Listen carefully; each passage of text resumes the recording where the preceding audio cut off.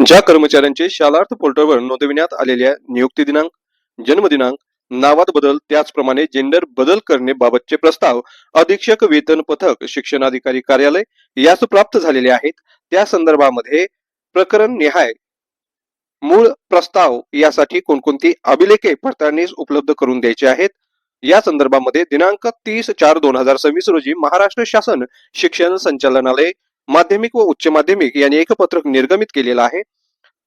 हे पत्रक प्रति विभागीय शिक्षण उपसंचालक सर्व विभाग, शिक्षण अधिकारी प्राथमिक माध्यमिक जिल्हा परिषद सर्व, शिक्षण अधिकारी बृहन्मुंबई महानगरपालिका, प्रशासन अधिकारी पुणे महानगरपालिका, शिक्षण निरीक्षक मुंबई उत्तर दक्षिण पश्चिम, प्रशासन अधिकारी मनपा व नपा सर्व, वेतन पथक अधीक्षक प्राथमिक माध्यमिक सर्व यांच्या प्रती निर्गमित करण्यात आलेला आहे। आणि या पत्रकाचा जो विषय आहे तो म्हणजे शालार्थ पोर्टलवरील नियुक्ती दिनांक, जन्म दिनांक, नावात जेंडर मध्ये बदल करण्याबाबत करावयाची कार्यवाही।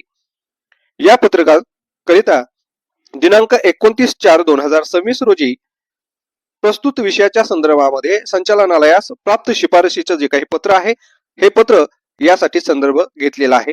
उपरोक्त विषया संदर्भामध्ये शालार्थ प्रणालीवर पुढील प्रमाणे कार्यवाही निश्चित करण्यात येत आहे। शालार्थ पोर्टलवरील नियुक्ती दिनांक, जन्म दिनांक, नावात जेंडर मध्ये बदल करणे। ज्या कर्मचाऱ्याचे शालार्थ पोर्टलवर नोंदविण्यात आलेल्या नियुक्ती दिनांक, जन्म दिनांक, नावात बदल, जेंडर बदल करण्याबाबतचे प्रस्ताव हे अधीक्षक वेतन पथक शिक्षणाधिकारी कार्यालय येथे प्राप्त झालेले आहेत, त्या संदर्भामध्ये प्रकरण निहाय असे प्रस्ताव मूळ अभिलेखे आधारे पडताळणी करून शिक्षणाधिकारी प्राथमिक माध्यमिक यांनी संबंधित विभागीय शिक्षण उपसंचालकास कार्यालयाकडे सादर करावयाचे आहेत। प्रकरण निहाय पुढील अभिलेखाची पडताळणी करूनच असे प्रस्तावरसीसह विभागीय शिक्षण उपसंचालक यांना सादर करावयाचे आहेत।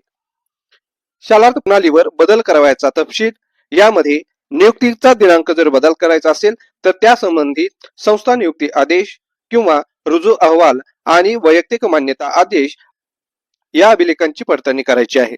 त्याचप्रमाणे जन्म दिनांक या बाबत विहित प्राधिकारी यांचे जन्म प्रमाणपत्र अथवा SSC प्रमाणपत्र या अभिलेखांद्वारे याची पडताळणी करायची आहे।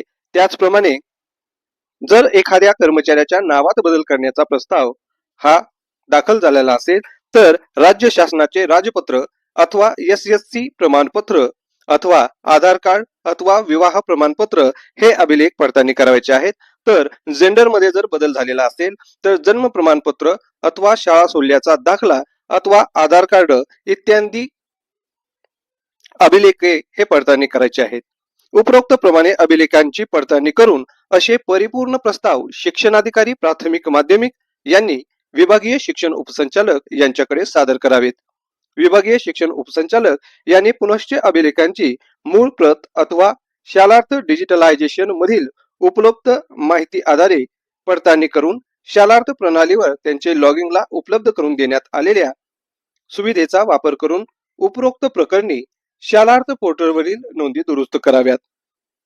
शिक्षण संचालक माध्यमिक व उच्च माध्यमिक महाराष्ट्र राज्य पुणे।